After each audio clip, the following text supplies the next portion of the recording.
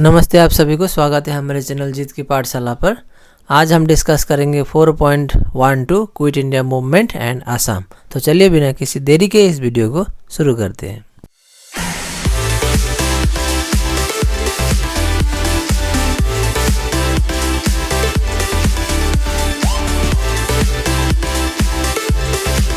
Japan, after overrunning Singapore and Rangoon in 1942, was knocking at the very doors of India।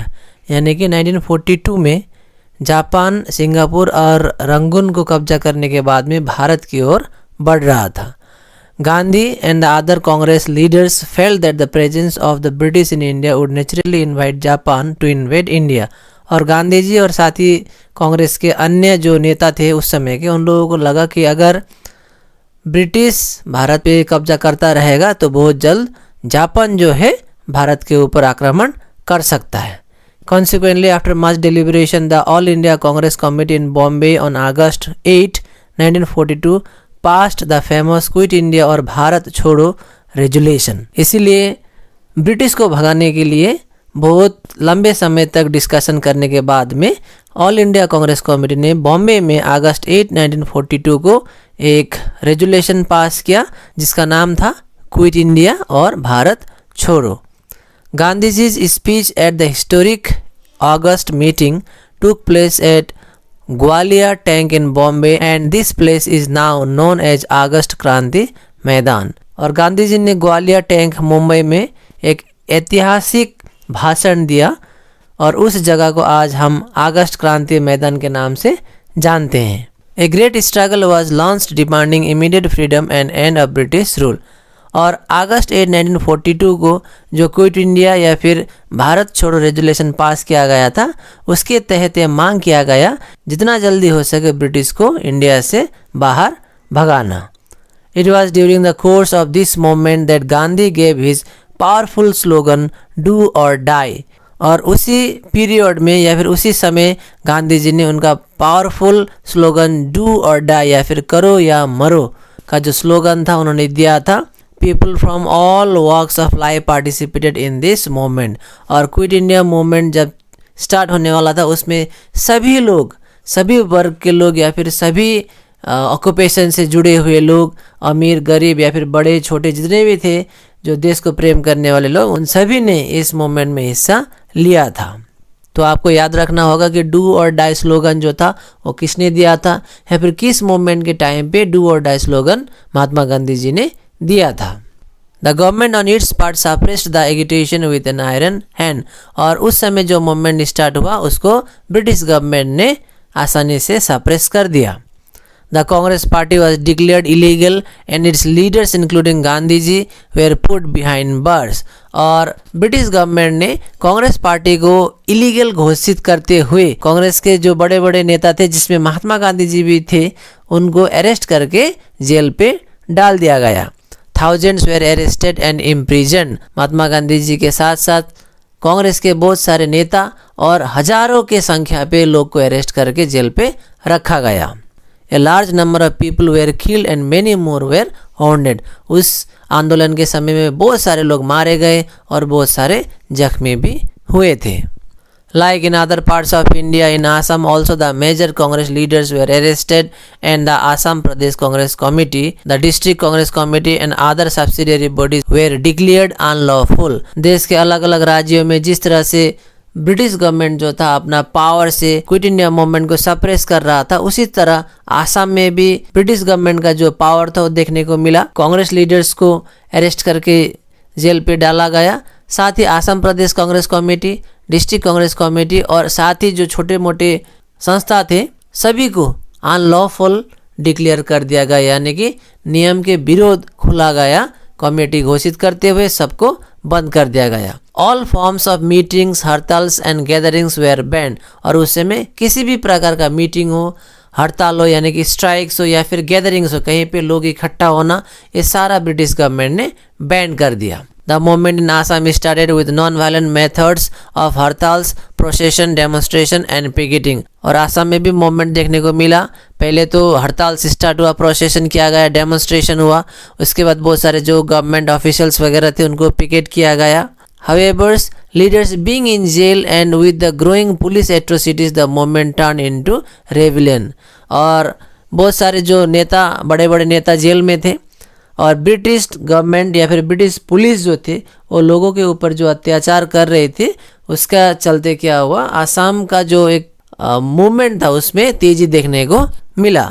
The people attacked government buildings, destroyed railway tracks and sabotaged military supply lines। Assam के लोगों ने British government के जितने भी बनाए गए buildings वगैरह थे उसको नुकसान पहुंचाया, रेलवे ट्रैक्स को उखाड़ दिया गया और मिलिट्री सप्लाई जितने भी थे उसको सारा रास्ते पे डैमेज करने का कोशिश भी किया गया। Particularly Nagaon and Darang districts government buildings were regularly attacked and officers were assaulted। Specially Naugaon और दरंग डिस्ट्रिक्ट का अगर हम लोग बात करेंगे तो वहाँ पे गवर्नमेंट बिल्डिंग्स जितने भी थे उनके ऊपर अटैक किए गए और ब्रिटिश गवर्नमेंट के जितने भी ऑफिसर्स थे उनके ऊपर आक्रमण किया गया। There were incidences of sabotage on railway near Sahabi Bazar in Habiganj, Swarupathar in Golaghat, Panbari and Rangia in Kamrup and Sufra in Sivasagar. तो उस समय बहुत सारे जगह पे रेलवे ट्रैक्स को नुकसान पहुंचाया हुआ भी देखने को मिला। Throughout the country the British responded to the government by mass arrest and public flogging. और ब्रिटिश गवर्नमेंट ने जहाँ जहाँ पर भी ब्रिटिश के खिलाफ आंदोलन हुआ पूरा देश भर में, वहाँ पे बहुत सारे लोगों को अरेस्ट करके लोगों के ऊपर लाठीचार्ज किया। Hundreds of innocent people died in this violence and the Congress leadership was cut off from the rest of the world till the war was over। और उस मूवमेंट के दौरान बहुत संख्या पे मासूम लोग भी मारे गए और कांग्रेस लीडर्स को अरेस्ट करके जेल पे इस तरह से रखा गया ताकि वो पूरा दुनिया में किसी के साथ भी कांटेक्ट ना कर सके अगले विश्व युद्ध तक। इन आसाम टू, और उसी तरह से आसाम में भी the government started taking stern measures to repress the movement. और आसाम में भी ब्रिटिश गवर्नमेंट ने कड़े कदम उठाए ताकि आसाम के लोग मूवमेंट से जुड़े ना रह पाए। Kushal Kumar was hanged in connection with the derailment of a train at Swarupathar. और कुशल कुमार को फांसी की सजा दी गई क्योंकि उनके ऊपर आरोप था कि स्वरूपथर में जो ट्रेन एक्सीडेंट हुआ उनमें वो शामिल थे। He was the only martyr to be hanged in India during the Quit India movement। और कुशल कुंवर ही एक ऐसे व्यक्ति थे जिन्हें क्विट इंडिया मूवमेंट के दौरान में फांसी दी गई। Brutal police firing took place in Patharkuchi, Barpeta, Fakiragram, Goalpara, Dhekiajuli and Gohpur both in Darang districts, killing hundreds of people including a 14 years old girl Kanaklata Borooah of गोहापुर।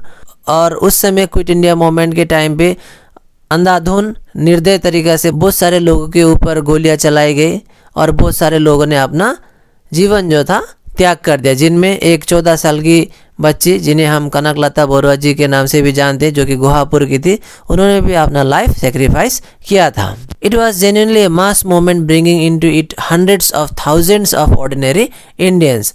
और जो छोटा छोटा मूवमेंट था वो बाद में जाके क्या एक बड़ा आंदोलन बना लिया जिनमें हजारों की संख्या में लोगों ने हिस्सा लिया।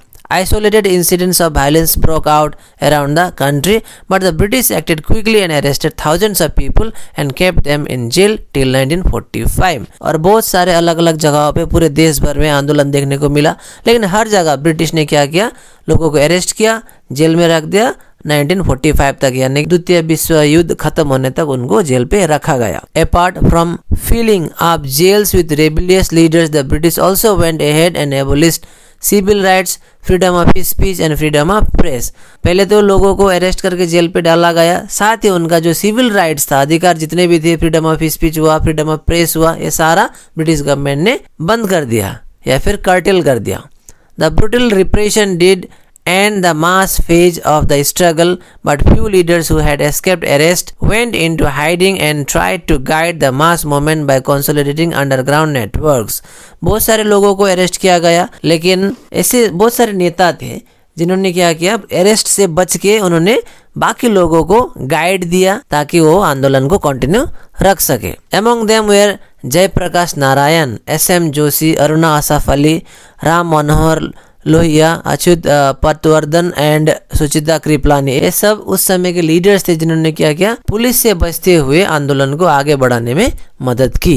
इन Assam such underground activities were carried out by Shankar Chandra Barua, Mahendra Nath Hazarika, Jyoti Prasad Agarwala, Lakshmi Prasad Goswami, Brajanath Sharma and Gahan Chandra Goswami, ये सब उस समय के आसाम के नेता थे जिन्होंने क्या किया, पुलिस से बचते हुए क्विट इंडिया मूवमेंट को आगे बढ़ाने में मदद की। By 1943 there were around 32 underground volunteers camps at Bajali alone। 1943 तक बजाली में ही सिर्फ 32 अंडरग्राउंड वॉलंटियर्स कैंप थे, यानी कि छुप छुप के क्विट इंडिया मूवमेंट को आगे बढ़ाने के लिए काम करने वाले लगभग 32 कैंप्स थे जो कि ब्रिटिश के नज़र से दूर थे, लेकिन वो ब्रिटिश के खिलाफ में काम कर रहे थे। Many such camps were organized in Kamrup, Nagaon, Darrang and Sivasagar, और ऐसे बहुत सारे कैंप्स कामरूप, नौगांव, दरंग और शिवसागर में भी थे। During the quit India movement parallel governments were formed in a few rural areas in Assam. Quit India movement के टाइम में आसाम के लोगों ने ब्रिटिश गवर्नमेंट को मान्यता देने से इनकार करते हुए खुद अपना ही सरकार उन लोगों ने उस समय बनाया। Village panchayats were established at places like Bajali, Hathisong, Dhakuakhana, Raha, Jamuguri and बहाजानी। तो ये सारे जगह पे ब्रिटिश गवर्नमेंट का विरोध करते हुए आसाम के लोगों ने खुद गांव पंचायत का निर्माण किया। No revenue campaign was also carried out vigorously. तो ब्रिटिश के खिलाफ नो रेवेन्यू कैंपेन, यानी कि हम लोग ब्रिटिश को कोई भी रेवेन्यू पे नहीं करेंगे, तो उसका खिलाफ में भी आसाम के लोगों ने आंदोलन स्टार्ट किया। Despite of the active involvement of the leaderless people in the movement was snuffed out very soon। तो हालांकि इसका कोई बड़ा नेता शामिल नहीं था मूवमेंट में, क्योंकि बड़े नेता जितने भी थे वो जेल में थे। ब्रिटिश ने इस मूवमेंट को बहुत जल्दी क्या कर दिया, दबा दिया। By 1944, even when the Congress leaders were still behind bars, the movement was dominated by the government with enormous force। और 1944 तक कांग्रेस के नेता जेल में होने के कारण ब्रिटिश गवर्नमेंट ने इस आंदोलन को दबा दिया। Many nationalists were disappointed that the Quit India movement had failed। और बहुत सारे देश प्रेमी जो कि देश से बहुत प्यार करते थे वो लोग बहुत दुखी हुए, क्योंकि अंत में जाके क्विट इंडिया मूवमेंट जो था फेल्ड हुआ। तो इसी के साथ ये छोटा सा टॉपिक यहीं पे समाप्त होता है। मैं आशा करता हूँ आपने इसको समझा होगा। बहुत जल्द हम लोग लेके आ रहे हैं 4.13 ministry of Gopinath Bordoloi. Thank you very much for watching our video.